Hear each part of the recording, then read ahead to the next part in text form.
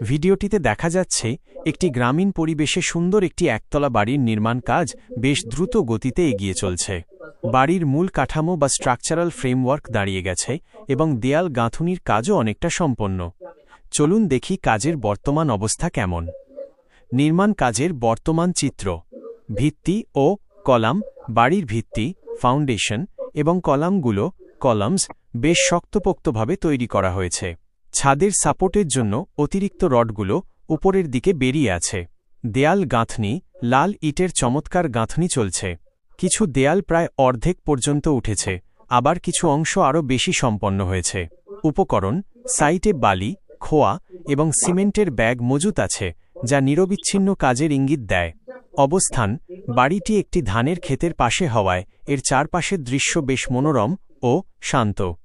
পরবর্তী ধাপসমূহ: এই পর্যায়ে কাজের গতি ঠিক থাকলে খুব দ্রুতই নিচের ধাপগুলো শুরু হতে পারে।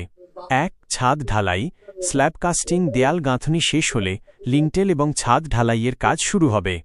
২. প্লাস্টার, ছাদ সম্পন্ন হওয়ার পর দেয়ালের প্লাস্টারের কাজ ধরবে। ৩.